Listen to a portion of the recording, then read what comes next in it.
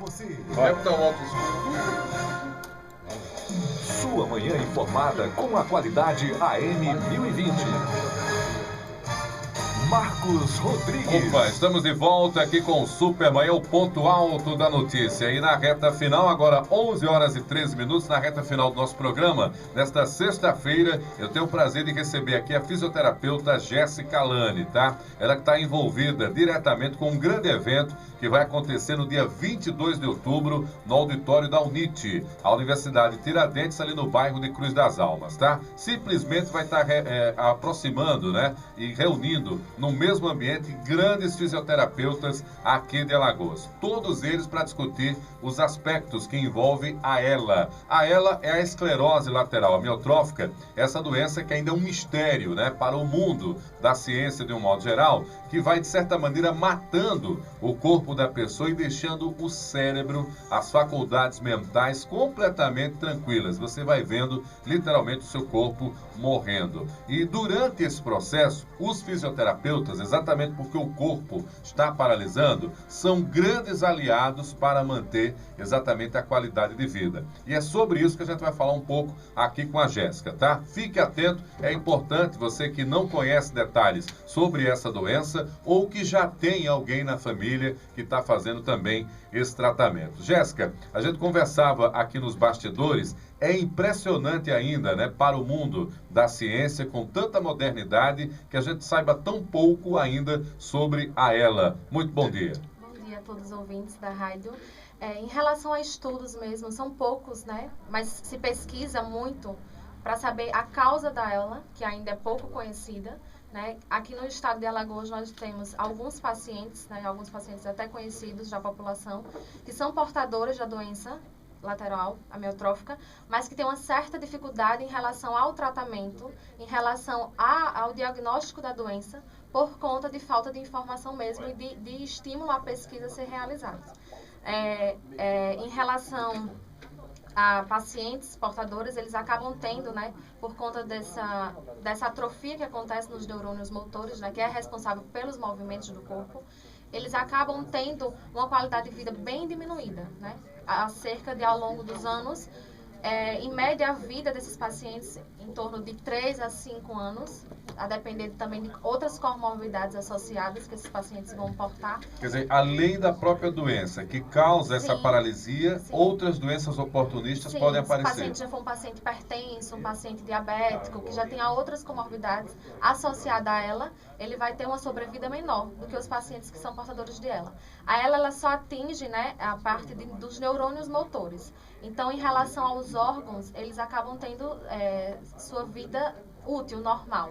O que vai acontecer pela fraqueza muscular, que vai ocorrendo em todos os órgãos, é que esse paciente vai tendo essa qualidade de vida diminuindo. Diminuída, isso. Né? Isso é que é lamentável, tá? Para que o nosso ouvinte entenda o papel da fisioterapia, vamos falar genericamente, né, até para passar uma ideia para ele, o que é a fisioterapia? Qual é o papel do trabalho do fisioterapeuta, não especificamente para esse problema, mas o que é a fisioterapia para o nosso ouvinte entender? A fisioterapia tem como foco principal, né, dar uma qualidade de vida para esses pacientes, ou de ELA ou de qualquer outras patologias. Então, a gente tenta devolver ao máximo as suas atividades de vida diária, tenta manter essa qualidade de vida através de exercícios, para tentar regredir a doença, tá? Isso quando a gente se fala em pacientes com ELA.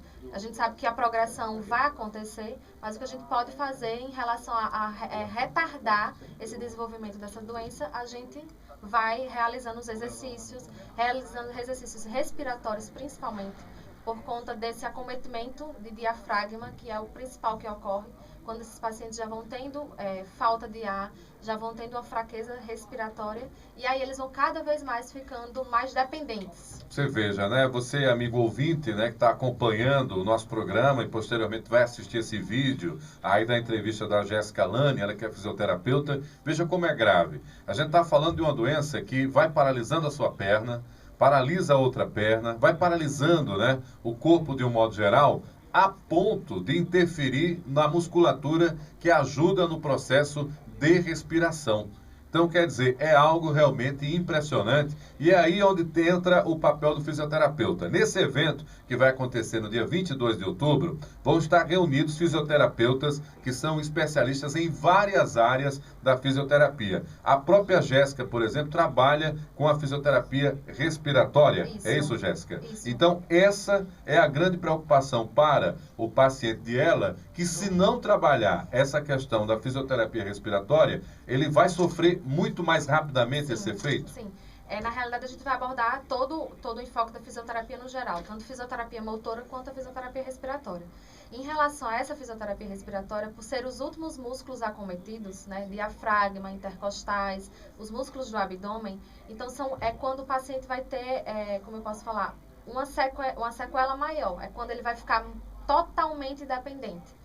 Você imagina uma pessoa que respira em ambiente sem precisar de nenhum aparelho e ele vai passar a ser portador de um ventilador mecânico, né, para auxiliar a sua respiração. 24 horas. 24 horas. Então, a gente tenta trabalhar essa musculatura para prevenir, retardar esse acontecimento que vai ser progressivo e que vai acontecer.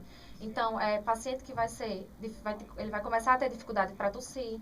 Então, vai ser um paciente que vai acumular mais secreção. Então, a gente já hoje porta de aparelhos de grandes tecnologias. Quer dizer que essa produção de saliva nossa, que é natural no paciente com ela, em algum momento isso fica acumulando. Sim. Ele pode vir a se engasgar com a própria saliva? Sim, ele pode broncoaspirar. Em relação à musculatura, a gente pensa só em musculatura de membros inferiores que faça a locomoção. Mas em relação também à parte digestória, os músculos vão ser mais retardados, mais lentos, e aí você vai ter uma constipação.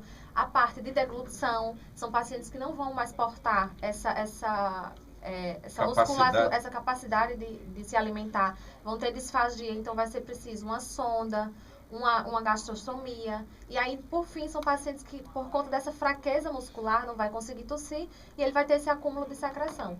Então, hoje a gente aporta, né, de alguns aparelhos que a gente já consegue fazer essa remoção de secreção, que não precise tanta invasão a esse paciente.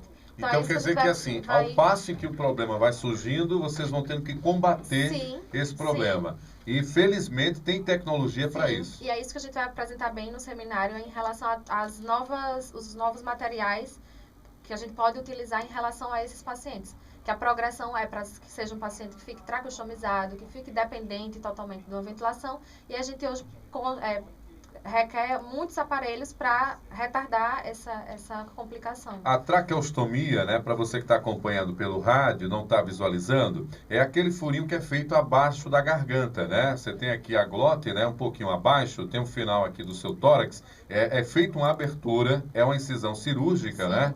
Para colocação exatamente da mangueira que vai levar ar para dentro do corpo do paciente com ela. Antigamente, né, antes do surgimento da ela está se tornando tão popular aí no Brasil e no mundo, a gente só via situações assim para os pacientes que eram vítimas de acidente com sequelas motoras, né?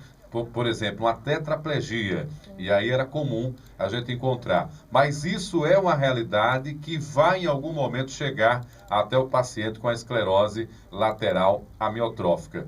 Pelo que você me fala, Jéssica, desde o diagnóstico até esse momento mais severo da doença, o fisioterapeuta é um personagem importante no tratamento. Sim, é importante a gente falar que, além do fisioterapeuta, tem papel importante também o fonoaudiólogo, o terapeuta ocupacional, o médico, o nutricionista, né? A equipe multidisciplinar e principalmente também um psicólogo para tratar em relação à parte psicológica, tanto do paciente quanto da família.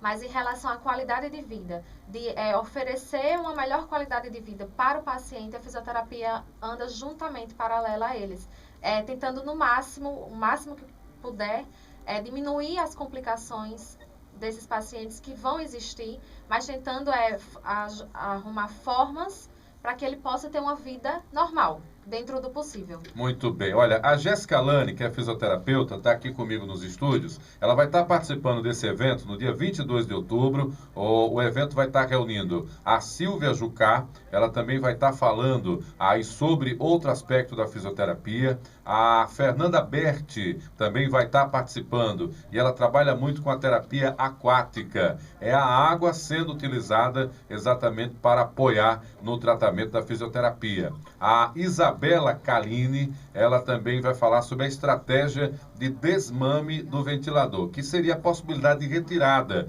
até desse ventilador. E a Lívia Vasconcelos, aí eu vou pedir sua ajuda, ela vai estar falando sobre a sepse respiratória. Isso. Eu que não conheço, o que seria isso, Jéssica? A Lívia Vasconcelos, ela é médica, e aí ela vai conversar com todos nós em relação à sepse ventiladora, o que seria?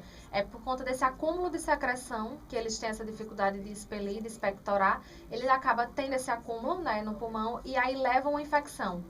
Essa infecção respiratória, uma pneumonia, que aí pode acabar sendo generalizada, que é o que acaba cometendo o adiantamento desse óbito desse paciente. São as complicações em relação a ela, tá? Porque em relação à própria doença, o que vai acontecer é a parte progressiva dos movimentos, que aí vão sendo acometidos. Mas aí existem essas complicações de broncoaspiração que pode acontecer, que aí é o que vai levar ao paciente a ser interno, a ficar mais tempo na unidade de terapia intensiva. Quer dizer que o nosso próprio organismo, ele produz essa secreção. Sim. Essa secreção, naturalmente, para nós, né, ainda saudáveis, nós a eliminamos com Sim. facilidade, mas no paciente que não elimina, essa secreção pode ser uma inimiga do próprio Sim, corpo sim. e levar a doença. Sim, ele vai acabar cometendo, né, são outras complicações, que no caso seria uma pneumonia, uma infecção do trato respiratório. E aí esse paciente que está em casa, né, que é importante a gente falar que são pacientes que acabam tendo home care na sua casa, né, para levar a sua vida normal, dentro do possível, e eles precisam retornar ao hospital para fazer uso de antibióticos, usando drogas vasoativas, o que for necessário. Então, são pacientes que acabam tendo uma complicação por falta de fisioterapia, vamos dizer, de exercícios que previnam essas complicações que podem acontecer. A home care é o atendimento, né, especializado feito na casa do paciente. O que é que a tua experiência diz em relação a isso? No auge, né, se é assim que a gente pode dizer, mas no momento mais severo da doença, é melhor ficar em casa? Sim. Assim, o ambiente doméstico? O ambiente doméstico, o ambiente familiar, né? Quando o paciente se encontra com a doença, mas ele se encontra de uma maneira estável, o ideal é que ele fique em casa e todos esses profissionais dão suporte a esse paciente. Então, a fisioterapia é feita uma vez ao dia, a fono é feita, e aí o técnico de enfermagem fica, né, 24 horas acompanhado do paciente e o médico passa a sua visita semanalmente e aí dá o suporte necessário, faz a sua avaliação necessária. Mas o mais ideal é que esse paciente permaneça em casa. No caso de ir para o hospital, só no caso realmente de alguma instabilidade que aconteça com esse paciente. Que aí coloca mais em risco ainda a vida dele, tá? Olha, esse evento no dia 22 de outubro, ele é voltado para profissionais, mas fundamentalmente também para estudantes, tá? E um detalhe importante, a inscrição é bem barata, é R$ 25,00, será feita no local, que é o próprio auditório da UNIT, onde inclusive a Jéssica Lane atua também como professora, tá? O evento, ele vai ter um certificado de carga horária de 6 horas, então é importante para você, estudante, ter também essa parte flexível aí no seu currículo. E tem aqui a realização da Associação Dr. Emerson Casado Gama e também do Centro Universitário Tiradentes, a UNIT, né, que é a Universidade Tiradentes aqui em Maceió, tá bom? Um detalhe importante é que você pode obter informações também pelo site emersоncasado, tá certo? .com, Emerson com H, lembrando, ou também pelo telefone 99919 4292. 99919 4292. A renda do evento também fica para o Instituto, é isso? A renda do evento vai ser toda revertida para a Associação Emerson Casado. A Associação isso. Emerson Casado, que é uma maneira, é a única associação que nesse momento tenta abrir um debate científico sobre o tema, né? Na realidade, Dr. Emerson Casado, né, que é o responsável pela associação e é portador de esclerose também. Ele luta com todas as garras que ele tem em relação a isso. Porque no nosso estado tem muitos pacientes portadores e que não têm um conhecimento da doença, né? E que nem têm condições socioeconômicas para estar em outros estados e fazendo parte de alguns estudos. E aí o que ele quer, o que ele busca no objetivo é trazer para cá, para o nosso estado, né, centros de pesquisa em relação à cura da ELA. É basicamente isso que essa associação, o objetivo dessa associação. E aí todos os anos é feito esse simpósio, o ano passado foi em relação à parte nutricional, esse ano é focado na fisioterapia, em relação a toda a população ter conhecimento. Então, pessoas que têm familiares portadores de ELA, ou até estudantes, tanto da parte de fisioterapia, de enfermagem, enfim, que vá para ter esse conhecimento a mais. É uma doença basicamente nova, né? Tem poucos estudos e que a gente vai explorar um pouco do que é essa doença. É importante para todos participar e saber um pouco, porque atualmente são poucos os pacientes, mas daqui a alguns anos essa população, consequentemente, será maior.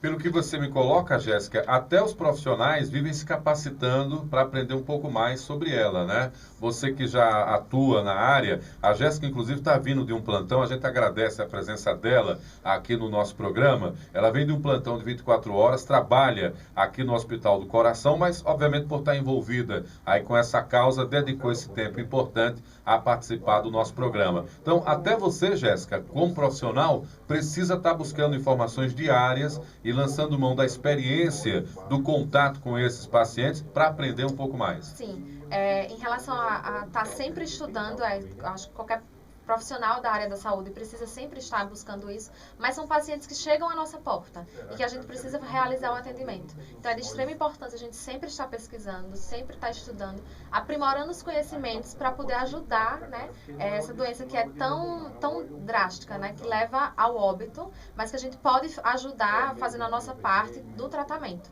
Então, na nossa parte de fisioterapia, a gente tenta ajudar com a qualidade de vida, desenvolvendo a parte nutricional, por conta da desnutrição, eles acabam tendo esse certo empenho, a parte de enfermagem em relação a úlceras, em relação a feridas que podem acontecer. Então, é todo um conjunto, né? Assim, porque o paciente fica permanentemente ou sentado numa cadeira especial ou deitado, são, né? Todas as movimentações realizadas por um cuidador, né? Por um auxiliar que esse paciente tem a necessidade de ter, para a gente entender, são pacientes que vai ficar totalmente dependentes de um suporte.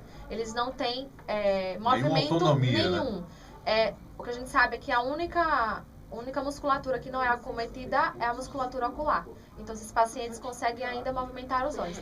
Mas em relação a controle de tronco, a controle de cabeça, a controle de movimentação, nenhuma movimentação é realizada. E aí, mas a gente tem que entender que a parte psíquica, né, em relação à parte de ter comprometimento cerebral nenhum. Então, são pacientes que vão estar sempre lúcidos e orientados, visualizando esse problema, né? E presos no seu próprio corpo, sem poder fazer nenhuma movimentação. Impressionante, impressionante. E a gente tem que parabenizar o NIT, né, que está disponibilizando a sua presença aí no evento, bem como o próprio auditório para a realização do evento. A gente está ajudando nessa divulgação. Eu vou ficar exatamente com a missão de divulgar, até por conta do compromisso social que tenho com o Dr. Emerson Casado Gama. Ele que é um lutador, não só pela causa dele, mas pela causa de todos os pacientes que sofrem com esse problema. Acho que é por isso que ele envolve tanta gente boa, assim como a Jéssica Lani, de um modo geral.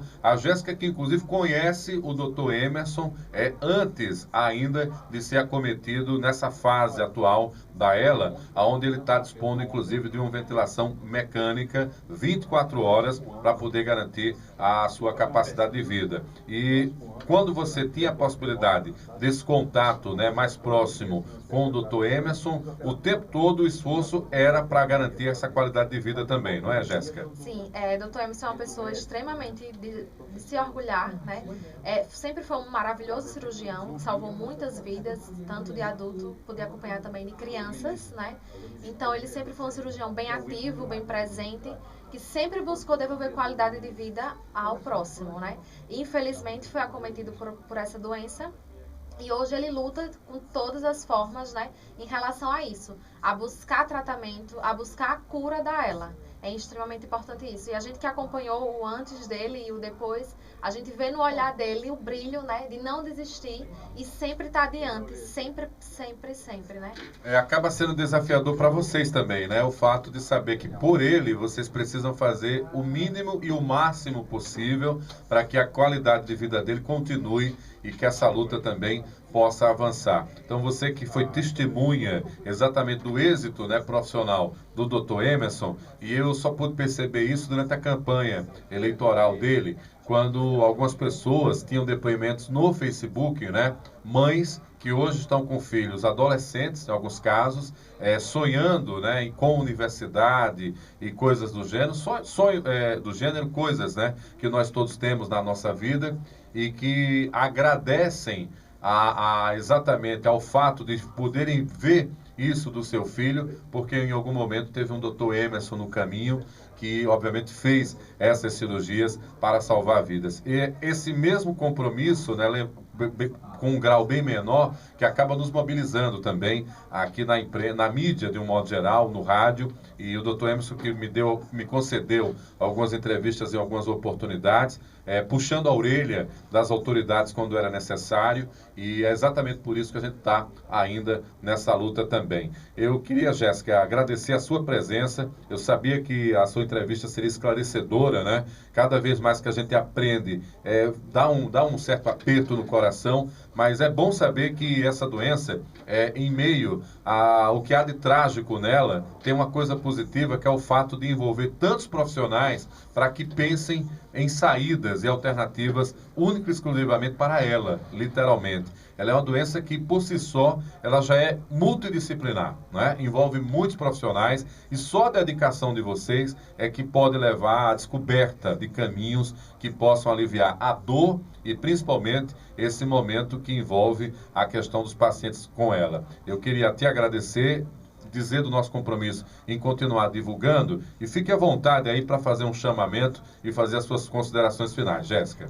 Agradeço eu a oportunidade de vir aqui para a gente conversar um pouco e falar, né, a importância da ELA, uma doença tão esquecida aqui no nosso estado de Alagoas.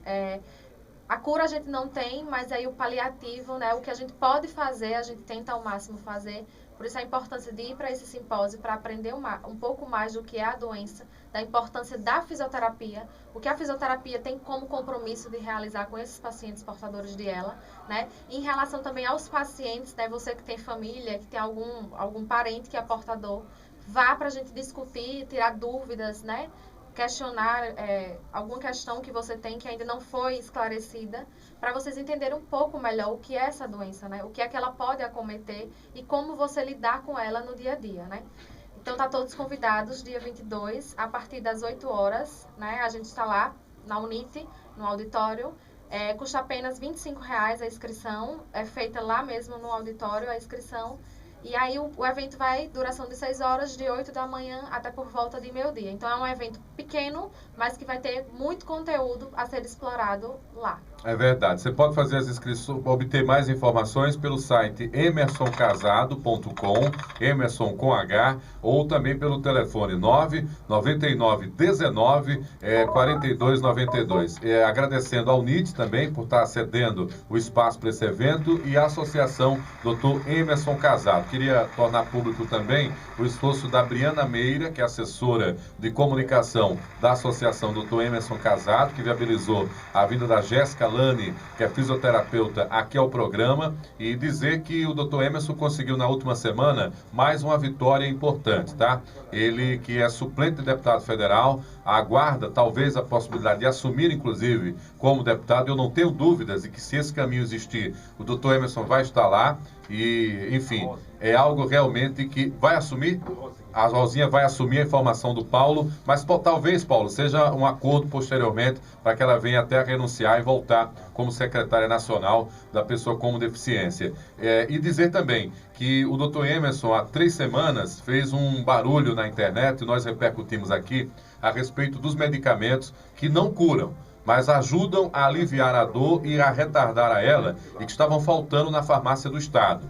E ele, que é do PMDB, pressionou pela internet, e nós repercutimos aqui, e o governador José Renan Filho foi visitar o doutor Emerson Gama em sua casa. Então é mais uma vitória silenciosa, tá certo, do doutor Emerson. E eu queria, Emerson, se você puder assistir esse vídeo, exatamente falar da nossa admiração. Sei da sua história, a Jéssica é mais uma testemunha disso, só acrescenta a nossa admiração que nós temos por você. Sei que qualquer palavra que a gente possa dizer para você não vai aliviar e não é necessariamente o que você precisa de envaidecer. Mas eu quero que você saiba do nosso compromisso, continua ainda com a sua causa, agora e sempre. E é por isso que o nosso espaço, onde eu estiver, vai estar sempre aberto para que a gente possa discutir os efeitos dessa doença tão terrível que é a ELA. Muito obrigado pela oportunidade de lhe conhecer e, claro, de trazer conhecimento também para nós aqui no programa, tá? Agora são 11h37,